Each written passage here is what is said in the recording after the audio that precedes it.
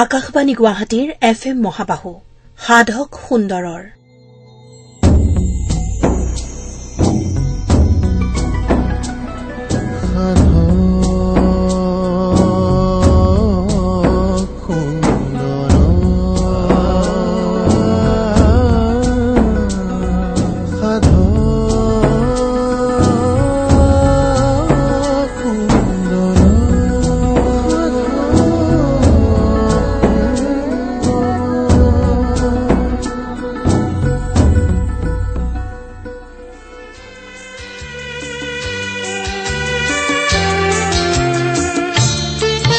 আজি আমাৰ অনুষ্ঠানৰ অতিথি এগৰাকী বিশিষ্ট কণ্ঠশিল্পী। ঘৰতে দিলে শেৱালিৰে সুৰভি ফুলৰে পাহি তোমাকে বিচাৰিলো।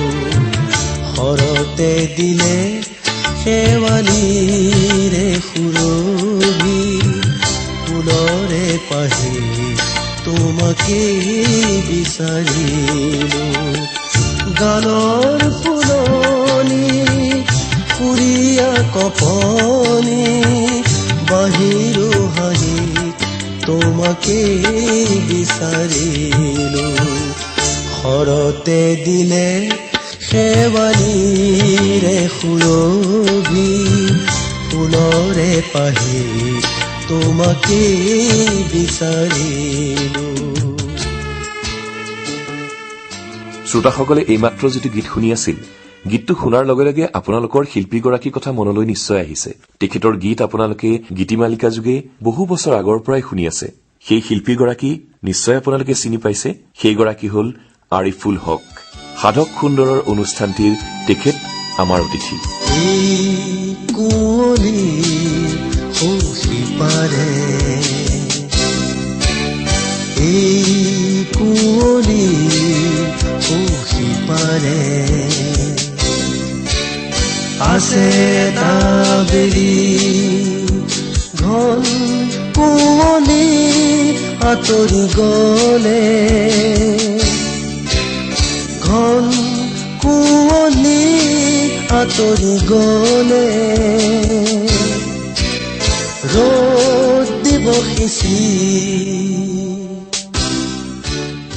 বৰ্তমান যি পৰিস্থিতি চলি আছে তাৰ মাজত আজি কিন্তু আমি আকাশবাণীৰ মজিয়াত মুখামুখিকৈ বহি তেখেতৰ সৈতে কথা পাতিব বিচাৰিছো। আপোনাক সাধক সুন্দৰৰ এই অনুষ্ঠানটিলৈ আদৰণি জনাইছো।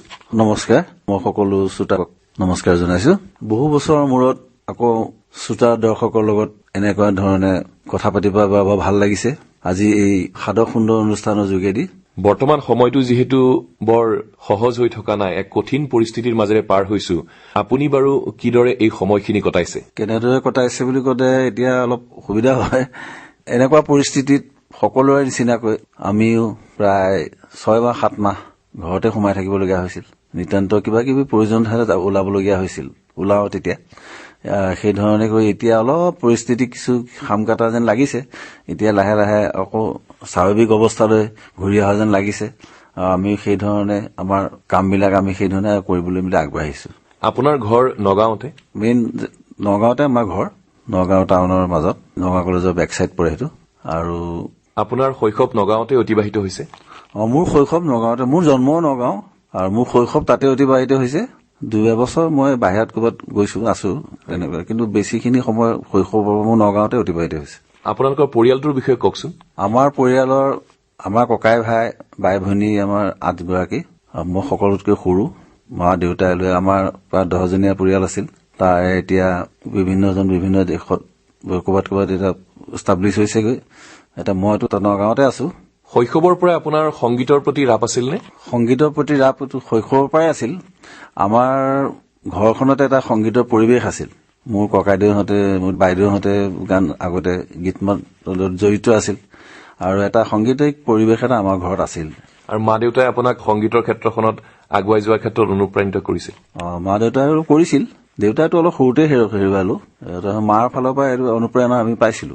আৰু শৈশৱত প্ৰথম যেতিয়া গীত গাইছিল তেতিয়া সেই সময়খিনিৰ কথা মনত পেলাই আজি কি ক'ব বিচাৰিব? শৈশৱত মানে প্ৰাথমিক বিদ্যালয়ত পঢ়ি থকা অৱস্থাৰ পৰাই গীত গাওঁ আৰু সেইধৰণে তেতিয়া স্কুলত কিবা হলে আমাক মাতে গান গাবলৈ, গীত গাওঁ তেতিয়া পাওঁ। তাৰপিছত আমি যেতিয়া আহি হাইস্কুল পালোহি, হাইস্কুল পোৱাৰ পিছত আমি প্ৰথম প্ৰতিযোগিতামূলক কিছুমান অনুষ্ঠানত আমি ভাগ ল'বলৈ সুযোগ পাইছিলো।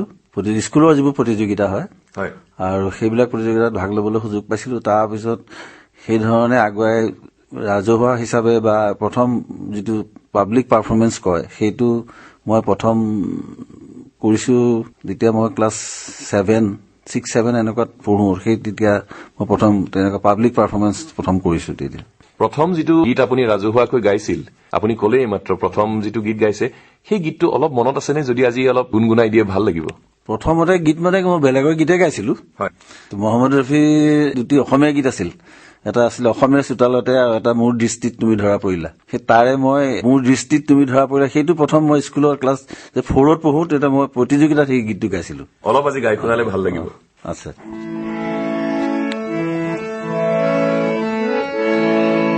মোৰ দৃষ্টিত তুমি ধৰা পৰিলা আৰু দৃষ্টিৰে মনলৈ আহিলা। যদি এই মৰম হয়, এই মৰম কিমান ভাল, এই মৰম হয়, এই মৰম কিমান ভাল। মোৰ চিন্তা পক্ষীক দিলা স্বপ্ন আৰু ভাৱনাটো কত ৰং সানিলা। যদি এই মৰম হয়, এই মৰম কিমান ভাল, এই মৰম হয়, এই মৰম কিমান ভাল।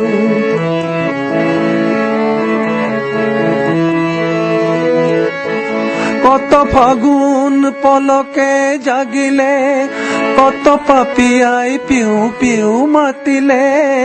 কত ফাগুন পলকে জাগিলে, কত পাপিয়াই পিউ পিউ মাতিলে। মন সংসী হৈ মন উৰিলে, কোন মানস সৰোবৰ পাৰলে। মণি মুকুতাৰ সম্ভেদ আনিলা। যদি এই মৰম হয়, এই মৰম কিমান ভাল, এই মৰম হয়, এই মৰম কিমান ভাল। গীতটো গাই থাকোতে চাগে নষ্টালজিক হৈ পৰিছে, সময়খিনি উভতি আহিছে। সেই সময়খিনি কথা মনত পৰিলে, সেই সময়ত ভূপেন দাৰ গীত আছিলে। গীত বুলিলে আমি সকলোৱে গাই ভূপেন দাৰ গীত, তাৰপিছত জয়ন্ত হাজৰিকাৰ গীত। তেতিয়া জয়ন্ত হাজৰিকাৰ গীতবোৰ খুব ধৰণে পপুলাৰ হৈছিলে। আৰু ইপিনে হিন্দী গান গালে মই তেতিয়া ভূপেন দাৰ গীতো গাইছো মই তেতিয়া। হিন্দী গান গালে মানে মহম্মদ ৰফিৰ গীতে গাওঁ, গজল কিছুমান গাওঁ তেতিয়া। সেনেকুৱা ধৰণে মোৰ এইবিলাক সংগীতৰ জীৱনটো মই সেইধৰণে আগুৱাই আনিছিলো। আৰু নৱেম্বৰ মাহতে যিহেতু ভূপেন দাৰ দেহাৱসান ঘটিছিল, আজি তেখেতক সুঁৱৰি যদি আপুনি ভূপেন দাৰ গীতৰ অলপ গাই শুনাই ভাল লাগিব। তুমি বিয়াৰ নিশাৰ শয়ন পাতিৰ এপাহি ৰজনীগন্ধা। তোমাৰ মূল্য এই নিশাৰ পিছৰ দিনা সূৰুজ উঠাত, পিছৰ দিনা সূৰুজ উঠাত, পিছৰ বাহি সজ্জাত তুমি মূল্যবিহীন ভাৰ। তুমি বিয়াৰ নিশাৰ শয়ন পাতিৰ এপাহি ৰজনীগন্ধা। তোমাৰ মূল্য এই নিশাৰ।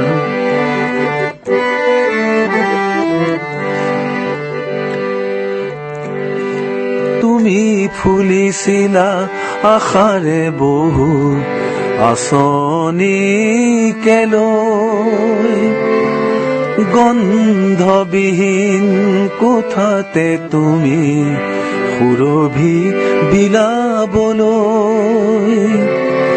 মালিয়ে তোমাক চিঙাৰ পিছত কিয় কৰা হাহাকাৰ তুমি বিয়াৰ নিশাৰ শয়ন পাতিৰ এপাহি ৰজনীগন্ধা তোমাৰ মূল্য নিশাৰ তোমাৰ মূল্য নিশাৰ। শৈশৱৰে পৰা ভূপেন হাজৰিকা, জয়ন্ত হাজৰিকা, মহম্মদ ৰফিৰ গীতে আপোনাক আপ্লুত কৰি আহিছে, আপুনি গীত গাই আহিছে। আপুনি কলেজীয়া শিক্ষা ক'ত গ্ৰহণ কৰিলে? কলেজীয়া শিক্ষা মই নগাঁৱতে গ্ৰহণ কৰিছো।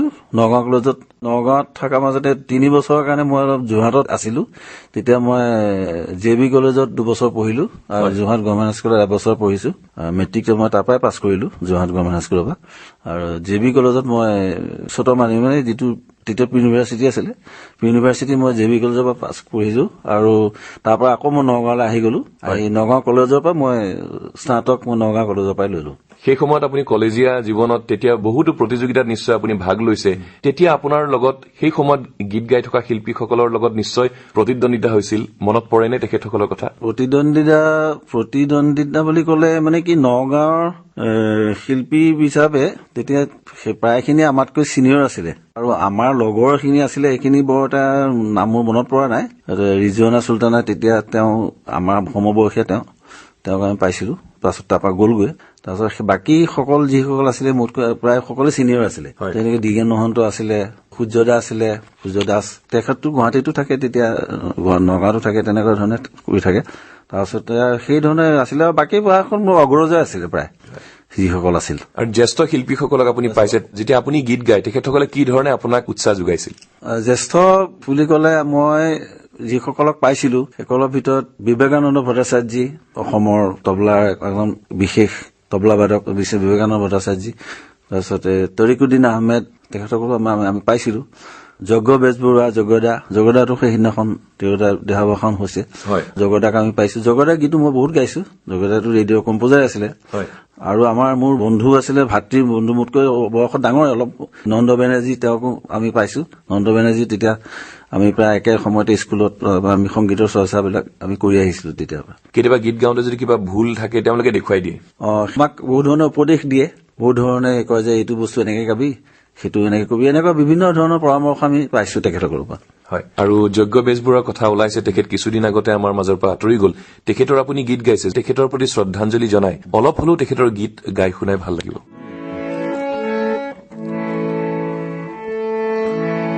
এইটো জগতৰ এই গীতটো মই শৈশৱতে শিকা, আমাৰ ককাদেউহঁতে গাইছিলে এই গীতটো। মই তেতিয়া সিহঁতৰ পৰাই শিকি পেলাই শুনি এইটো শিকা গীত। জগতৰ এইটো সুৰ আছিলে।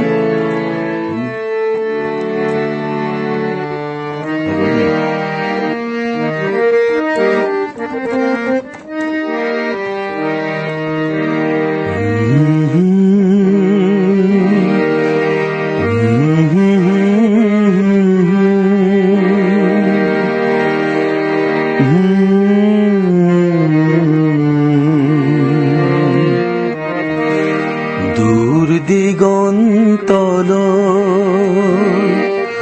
মন উৰি উৰি যায়, সপোন সুৰভি বিচাৰি বিচাৰি মন উৰি উৰি যায়। দূৰ দিগন্তল মন উৰি উৰি যায়, সপোন সুৰভি বিচাৰি বিচাৰি মন উৰি উৰি যায়। দূৰ দিগন্তল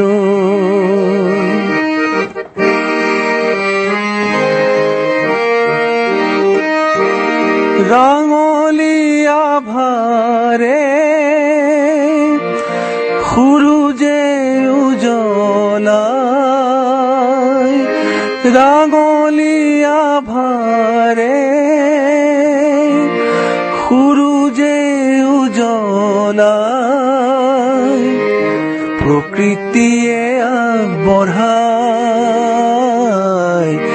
মন্ত্ৰণৰ শৰাই যাচিবা কাক মাতিবা কাক পৃথিৱী আজি উদাস দূৰ দিগন্তলৈ মন উৰি উৰি যায় সপোন সুৰভি বিচাৰি বিচাৰি মন উৰি উৰি যায় দূৰ দিগন্তলৈ। সঁচাকৈ এটি অতি ভাল লগা গীত আপুনি আজি গাই শুনালে, খুব ভাল লাগিল। কলেজীয়া জীৱন পাৰ কৰি যেতিয়া আকাশবাণীৰ সৈতে আপোনাৰ সম্পৰ্ক হল, সেই সময়খিনি কথা কওকচোন। কিমান চনৰ কথা আছিল প্ৰথম যেতিয়া আপুনি আকাশবাণীলৈ আহিছিল? আকাশবাণী মই কলেজত পঢ়ি থকা অৱস্থাতে যুৱবাণীত গীত পৰিৱেশন কৰিছিলো। মই তেতিয়া যুৱবাণী মানে যিটো ইণ্টাৰ কলেজ ইয়থ ফেষ্টিভেল, যিটো আমাৰ Guwahati university inter college youth ফেষ্টিভেলত মই কম্পিটিশ্যনত মই গজলত তেতিয়া গ'ল্ড মেডেল পাইছিলো। আৰু সেই হিচাপে মোক ইয়াত কোনো কণ্ঠ পৰীক্ষা নকৰাকৈ গজল পৰিৱেশৰ কাৰণে মোক ইয়াত মই কৰিছো 4টা প্ৰগ্ৰাম কৰিলো, গজল গালো। সেইটো যুৱবাণী আছিলে। সেইটো 78 চন এনেকুৱা মান হ'ব, 78 এনেকুৱা। আৰু তেনেকে কৰাৰ পিছত মই 79 চনত 79ত মই প্ৰথম আধুনিকৰ কাৰণে মই প্ৰথম অডিশ্যন দিওঁ। 79 চনত 79 শেষৰ ফালে হৈছিল অডিশ্যনটো। আৰু 80 চনৰ জানুৱাৰী মানত এইটো ৰিজাল্ট ওলাইছিলে যে মই সেইটো পাছ কৰিলো। আৰু মই 80 চনৰ জানুৱাৰী মাহতে মই প্ৰথম জেনেৰেল প্ৰগ্ৰামৰ মই আধুনিক গীতৰ মই প্ৰথম আৰম্ভ কৰিছো তেতিয়াৰ পৰা 80 চনৰ পৰা। আমি আধুনিক গীতৰ প্ৰসংগলৈ আহিম, কিন্তু আপুনি ক'লে যে গজল গাই আপুনি পুৰস্কাৰ পালে, আৰু আপোনাক গজলত মই বহুত কেইটা পুৰস্কাৰ পাইছিলো। ইণ্টাৰ কলেজ ইয়থ ফেষ্টিভেলতো পালো, তাৰপিছত অল আছাম মিউজিক কম্পিটিশ্যন তেনেকুৱাটো হৈছিলে, সেয়াতো পাইছিলো। মই স্কুলৰ দিনৰ পৰাই গাওঁ আচলতে। সমান্তৰালভাৱে মই আধুনিক গীতৰ লগতে মই গজলো গাওঁ। আৰু সেই ধৰণে মই সেই গজলত মই অলপ পাৰদৰ্শিতাটো অলপ বেছি আছিলে নেকি, মই তাত পুৰস্কাৰ অলপ বেছিকৈ পাইছিলো আধুনিক গীততকৈ। গজলত মই বেছি পাইছিলো অলপ পুৰস্কাৰ। গজলৰ যোগেদিয়ে যিহেতু আকাশবাণীৰ সৈতে সম্পৰ্ক আৰম্ভ হল, অলপ যদি আজি নুশুনাই আমাৰ ভাল নালাগিব। কিন্তু মই যিটো গজল মই ইণ্টাৰ কলেজ ফেষ্টিভেলত মই 2বাৰ পাইছিলো গ'ল্ড মেডেল, সেইটো 2 বছৰ একেৰাহে, মই সেইটোকে আজি অলপ শুনাই দিছো বাৰু।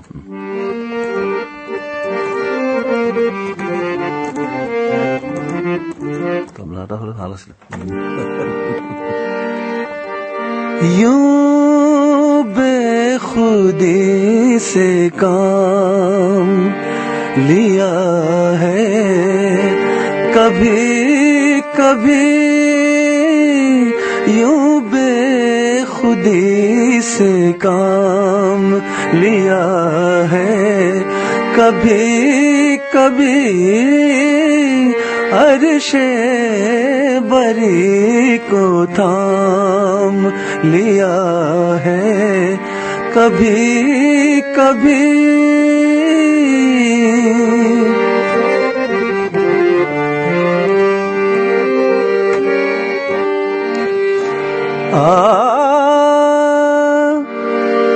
मैंने तुम्हें पुकार लिया है तो जुल्म क्या,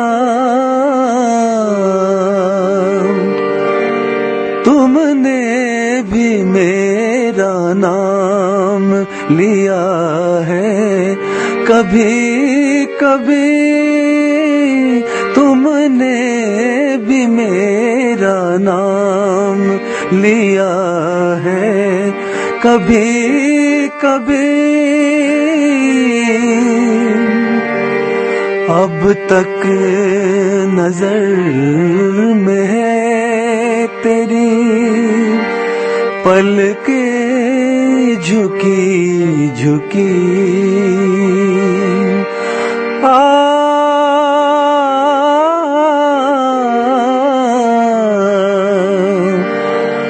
अब तक नजर में है तेरी पलकें झुकी झुकी,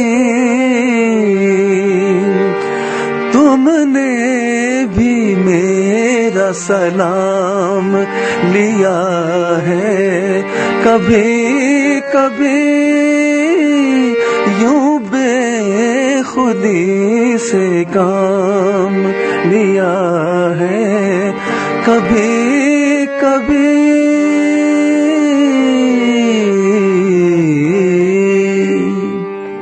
সঁচাকৈ খুব ভাল লাগিছে আপোনাৰ কণ্ঠস্বৰৰ যি সন্মোহনী শক্তি, সঁচাকৈ মানিবলগীয়া। গজলৰ যোগেদি আপোনাৰ যাত্ৰা আৰম্ভণি হল আকাশবাণীৰ সৈতে, তাৰ পাছত আপুনি 80 চনত কণ্ঠস্বৰ পৰীক্ষাত উত্তীৰ্ণ হল। প্ৰথম যিটো আধুনিক গীত আপুনি বাণীবন্ধন কৰিছিল আমাৰ বিশেষ অনুষ্ঠানৰ বাবে, মনত আছেনে বাৰু? এইটো আছিলে নলিবেলা দেৱী লিখা আৰু নিবিৰ কৰা তোমাৰ পৰশ। প্ৰডাকশ্যন আছিলে শ্ৰদ্ধাৰ মুকুল বৰুৱাদেৱৰ, তেখেতৰ প্ৰডাকশ্যন আছিলে। প্ৰথম গীত আছিলে সেইটো। দুটা গীত আছিল, এইটো সুৰৰ শৰাই। দ্বিতীয় গীতটো আছিলে নগেন বৰাৰ তোমাৰ শিথিল কবৰীৰ পৰা। এইটো দুটা গীত আছিল। দুয়োটা গীতে যদি আজি অলপ অলপ গাই শুনাই ভাল লাগিব।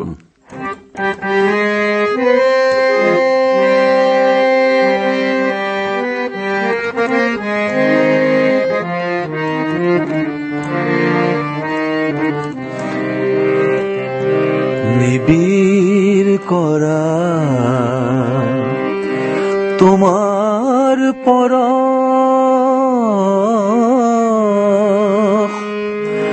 গভীৰ মধুৰ ছন্দেৰে জীৱন জোৰা নিসংগতা, তোমাৰ সন্তেৰে নিবিৰ কৰা।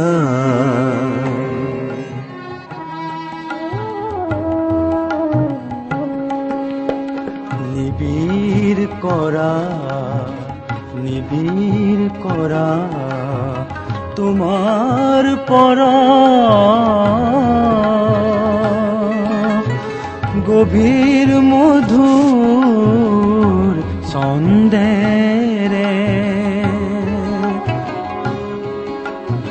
জীৱন জোৰা নিসংগতা, তোমাৰ সংগেৰে নিবিৰ কৰা।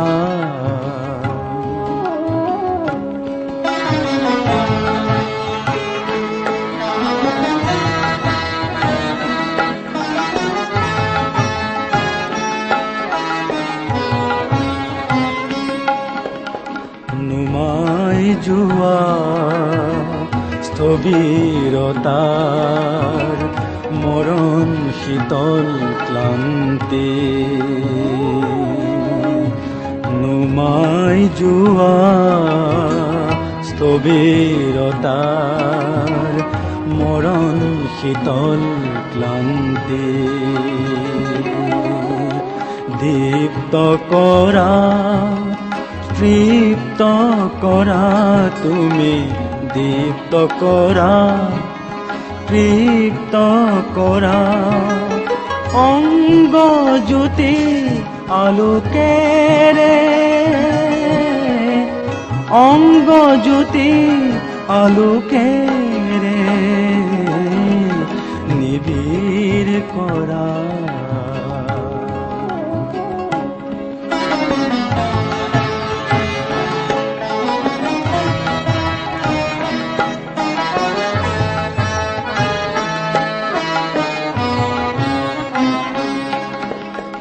জ্বলাই তোলা শ্ৰান্ত নীৰৱ মৃত্যু মলিন জ্যোতি, জ্বলাই তোলা শ্ৰান্ত নীৰৱ মৃত্যু মলিন জ্যোতি,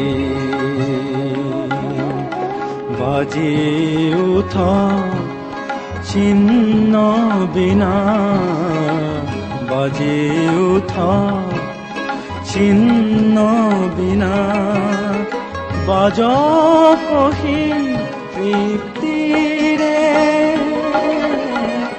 বাজ কহি তৃপ্তিৰে নিবিৰ কৰা তোমাৰ পৰশ, গভীৰ মধুৰ ছন্দেৰে জীৱন জোৰা নিসংগতা তোমাৰ সংগেৰে নিবিড় কৰা।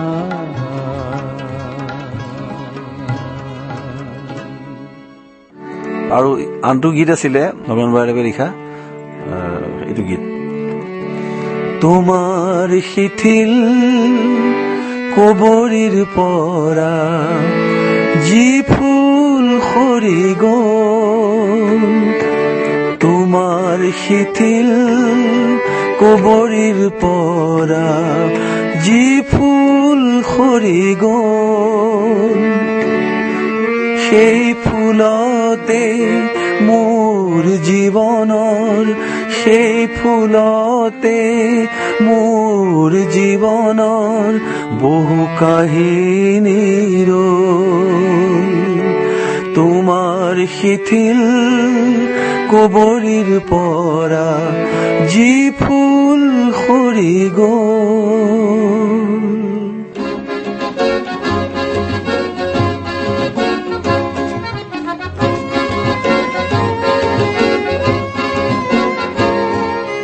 তোমাৰ শিথিল কবৰীৰ পৰা যি ফুল সৰি গ'ল, তোমাৰ শিথিল কবৰীৰ পৰা যি ফুল সৰি গ'ল, সেই ফুলতে মোৰ জীৱনৰ, সেই ফুলতে মোৰ জীৱনৰ বহু কাহিনী ৰ'ল, বহু কাহিনী ৰ'ল। তোমাৰ শিথিল কবৰীৰ পৰা যি ফুল সৰি গ'ল।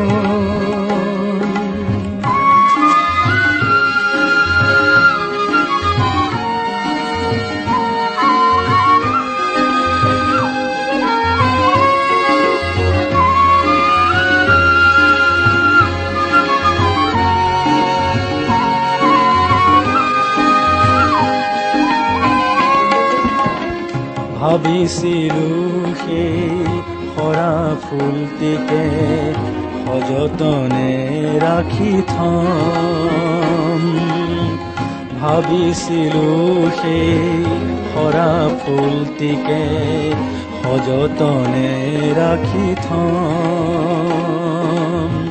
মোৰ জীৱনৰ নোকোৱা কাহিনী, মোৰ জীৱনৰ নোকোৱা কাহিনী তাকে গোপনে কম, তাকে গোপনে কম। কিনো বিৰহত মন ময়ূৰীয়ে পেখম নধৰা হ'ল, তোমাৰ শিথিল কবৰীৰ পৰা যি ফুল সৰি গ'ল, তোমাৰ শিথিল কবৰীৰ পৰা যি ফুল সৰি গ'ল।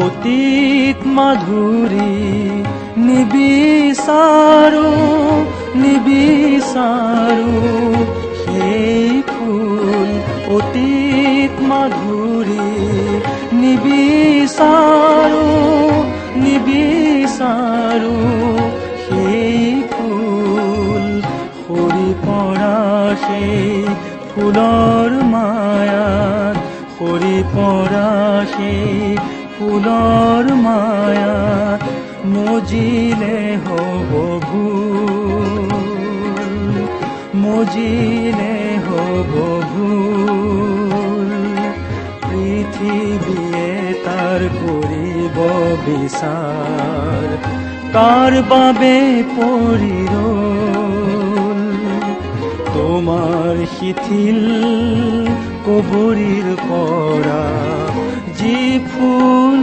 সৰি গ'ল, তোমাৰ শিথিল কবৰীৰ পৰা যি ফুল সৰি গ'ল,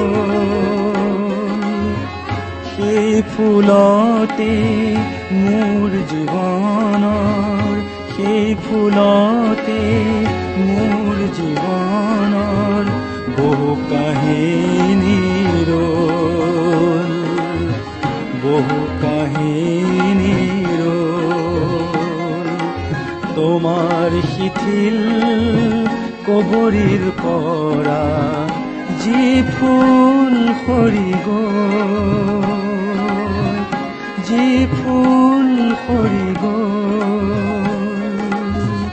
যি ফুল সৰি গ'ল। আপুনি মুকুল বৰুৱাৰ কথা কৈছে, আপুনি যেতিয়া আকাশবাণীৰ সৈতে জড়িত হল তেতিয়া বহুতো স্বনামধন্য সংগীতৰ সাধকক আপুনি লগ পাইছিল, সেই সময়ৰ কথা কওকচোন অলপ।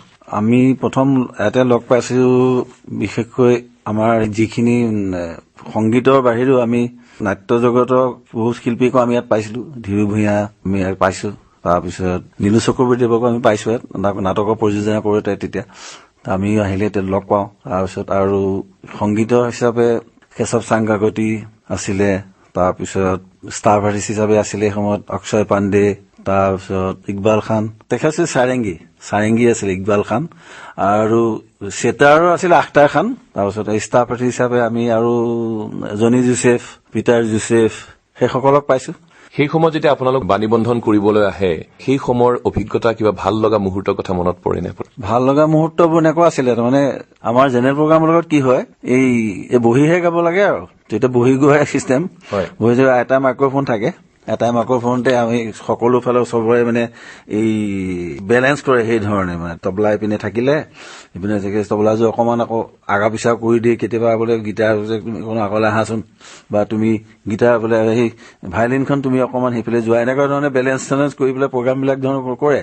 আৰু সেইবিলাক তাৰপিছত জেনেৰেল যিবোৰ প্ৰগ্ৰাম সেইবিলাক তেনেকুৱা থাকে, আৰু যিবোৰ স্পেচিয়েল প্ৰগ্ৰাম থাকে, স্পেচিয়েল প্ৰগ্ৰামবিলাকত হয় কি দুটা মাইক্ৰফোন পাওঁ আমি তেতিয়া, ইনষ্ট্ৰুমেণ্টে এটা আৰু ভইচৰ কাৰণে এটা দিয়ে, তাতো ফ্ল'টো বজায়, সেইটো সেই মাইক্ৰফোনটোত ফ্ল'টো বজায়, আৰু কুটি ধেমালিও চলি থাকে তাৰ মাজে মাজে।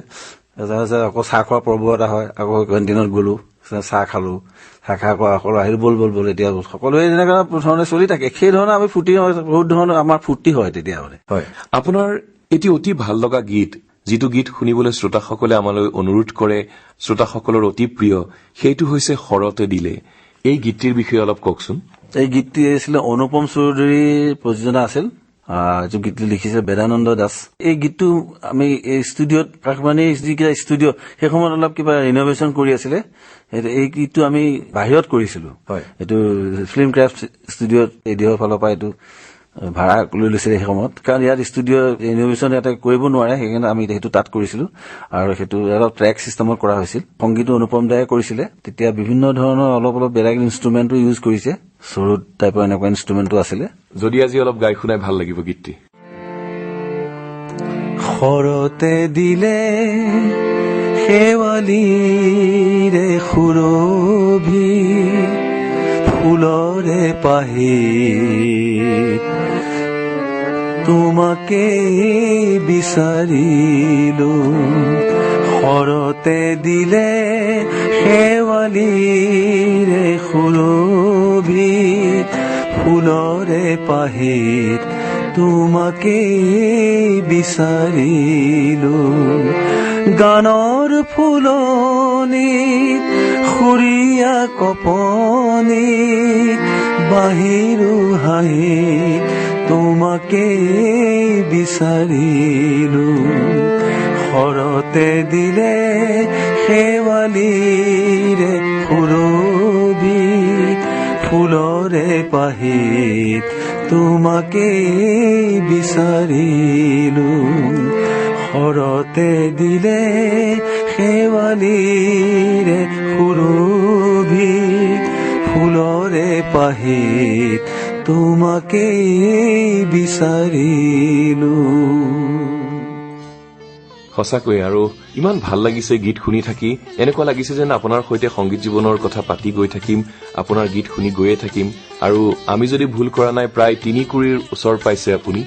মোৰ 3 কুৰি মানে 60 পাৰ হ'ল, 60 ক্ৰছ কৰি 60 প্লাছ এতিয়া। আৰু তাৰ পিছতো আপুনি ইমান ধুনীয়াকৈ গীত গাই আছে এতিয়াও। আছে ৰাইজৰ আশীৰ্বাদ বুলিয়ে ধৰো আৰু এইটো। সেই ধৰণে যে গাই থাকিব পাৰিছো সেইটো মোৰ ওপৰত ক'বলৈ ডাঙৰ আশীৰ্বাদ, ৰাইজৰ আশীৰ্বাদ। ঘৰতে দিলে শেৱালিৰে সুৰভি ফুলৰে পাহিত তোমাকে বিচাৰিলো। ঘৰতে দিলে শেৱালিৰে সুৰভি ফুলৰে পাহিত তোমাকে বিচাৰিলো। গানৰ ফুলনি ফুৰিয়া কপনি বাহিৰো হাঁহিত তোমাকে বিচাৰিলো। ঘৰতে দিলে শেৱালিৰে সুৰভি ফুলৰে পাহিত তোমাকে বিচাৰিলো।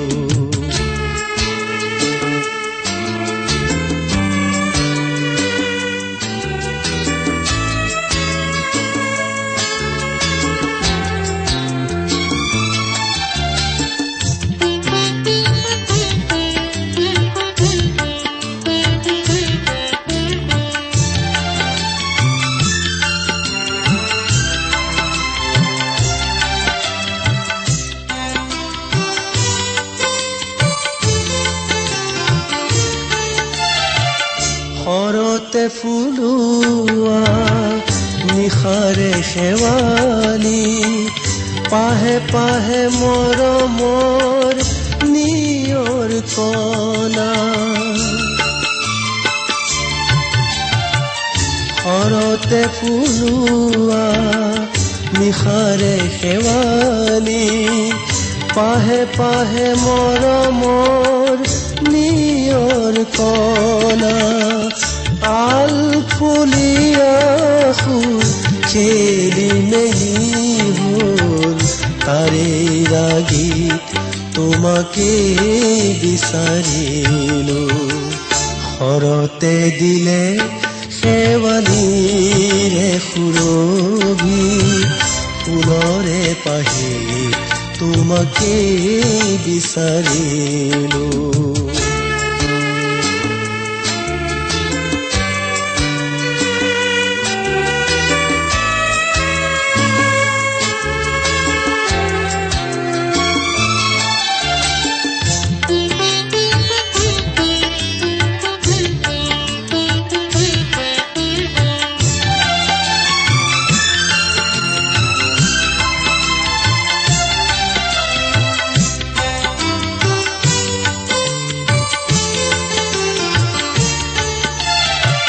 ঘৰতে আদৰা হিমসনা ৰাতি অনুৰাগে ভৰা যেন গানৰ কণী। ঘৰতে আদৰা হিমসনা ৰাতি অনুৰাগে ভৰা যেন গানৰ কণী। মোৰ সোঁৱৰণি চাকিতি জ্বলাই পোহৰ পাহিত তোমাকে বিচাৰিলো। ঘৰতে দিলে শেৱালিৰে সুৰভি ফুলৰে পাহিত তোমাকে বিচাৰিলো। ঘৰতে দিলে শেৱালিৰে সুৰভি ফুলৰে পাহিত তোমাকে বিচাৰিলো। গানৰ ফুলনিত বুকুৰীয়া কপনি বাহিৰো হাঁহি তোমাকে বিচাৰিলো ঘৰতে দিলে শেৱালিৰে সুৰভি ফুলৰে পাহি তোমাকে বিচাৰিলো। আমি আপোনাৰ সংগীত জীৱনৰ কথা আৰু পাতিব লাগিব, কিন্তু আজিৰ খণ্ডটি আমি ইয়াতে সামৰিব লাগিব। অহা খণ্ডত আপোনাৰ সংগীত জীৱনৰ আৰু কথা আমি পাতিম। আপুনি বহুতো ছবিত গীত গাইছে, এলবামত গীত গাইছে, সেই সম্পৰ্কেও পাতিম। কিন্তু আজিৰ অনুষ্ঠানটি আপুনি ভাল পোৱা এটি গীতেৰে আমি সামৰিব বিচাৰিছো। শ্ৰোতা দৰ্শকক মই অহা খণ্ডত আকৌ লগ পাম। আজি খণ্ডটি ইমানতে অন্ত পেলাইছে।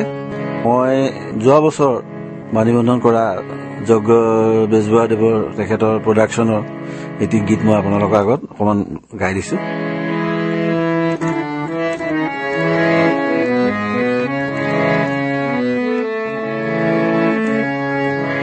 তোমাৰ গানৰ অন্তৰা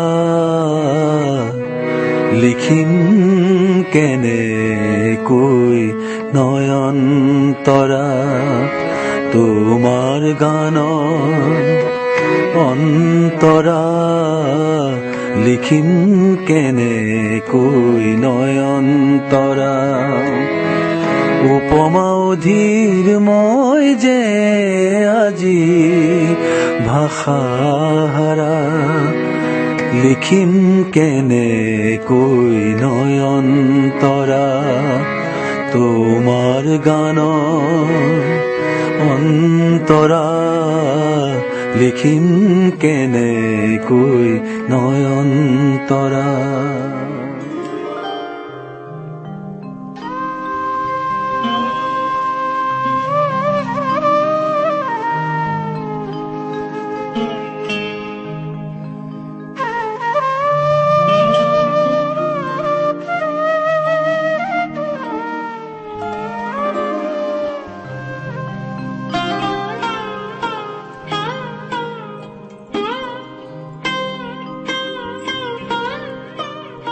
হীৰেণ ভট্টাচাৰ্য ৰচিত, যজ্ঞ বেজবৰুৱাই প্ৰযোজনা কৰা আৰিফুল হকৰ কণ্ঠৰ এই গীতটিৰে শ্ৰোতাসকল আমাৰ আজিৰ খণ্ডটি সামৰিছো।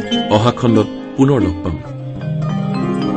তোমাৰ গানৰ অন্তৰা লিখিম কেনেকৈ নয়নতৰা, তোমাৰ গানৰ অন্তৰা লিখিম কেনেকৈ নয়নতৰা, উপমা অধীৰ মই যে আজি ভাষাহাৰা, লিখিম কেনেকৈ নয়নতৰা, তোমাৰ গানৰ অন্তৰা লিখিম কেনেকৈ নয়নতৰা।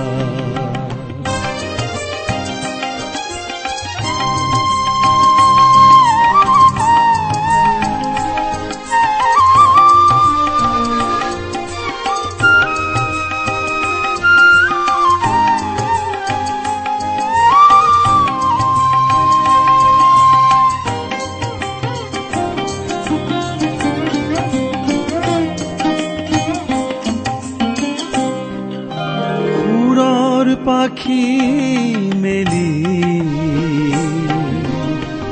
গানৰ পক্ষীয়ে আজি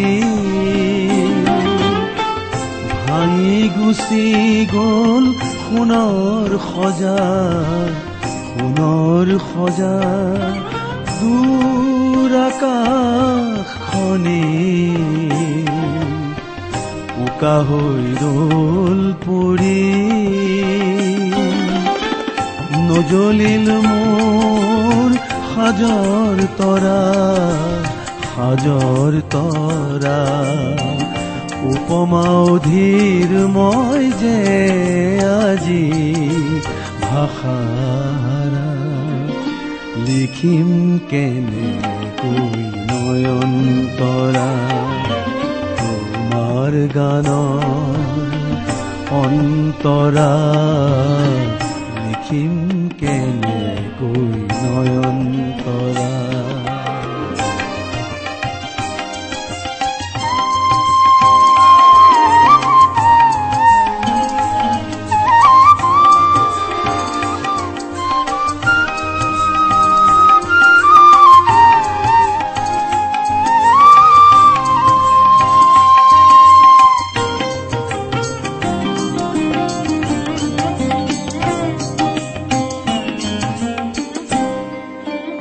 তোমাৰ গানৰ কোমল গান্ধাৰ হিয়াৰ পৰ্দাত থাকিল বন্ধা। তোমাৰ গানৰ কোমল গান্ধাৰ হিয়াৰ পৰ্দাত থাকিল বন্ধা। মোৰ পদূলি ৰজনী গন্ধা কিয় বা হ'ল উতলা। মোৰ পদূলিৰ ৰজনী গন্ধা কিয় বা হ'ল উতলা। বাৰিষাৰে প্ৰথম সন্ধ্যা, বাৰিষাৰে প্ৰথম সন্ধ্যা, লিখিম কেনেকৈ নয়ন তৰা। তোমাৰ গানৰ অন্তৰা, লিখিম কেনেকৈ নয়ন তৰা। উপমা অধীৰ মই যে আজি ভাষা, লিখিম কেনেকৈ নয়ন তৰা। তোমাৰ গানৰ অন্তৰা, লিখিম কেনেকৈ নয়ন তৰা। লিখিম কেনেকৈ নয়ন তৰা, লিখিম কেনেকৈ নয়ন তৰা। সাধক সুন্দৰৰ অনুষ্ঠানটিৰ ইমানতেই অন্ত পৰিল। আজিৰ অনুষ্ঠানত বিশিষ্ট কণ্ঠশিল্পী আৰিফুল হকৰ সৈতে হোৱা সাক্ষাৎকাৰৰ প্ৰথম খণ্ডটি শুনিলে। সাক্ষাৎ গ্ৰহণ আৰু অনুষ্ঠানটিৰ প্ৰযোজনা আছিল ইন্দ্ৰজিৎ দাসৰ। শিল্পীগৰাকীৰ সৈতে হোৱা সাক্ষাৎকাৰৰ দ্বিতীয় খণ্ডটি শুনিবলৈ পাব অহা সপ্তাহৰ এই একেটা বাৰৰ এই একে সময়তে।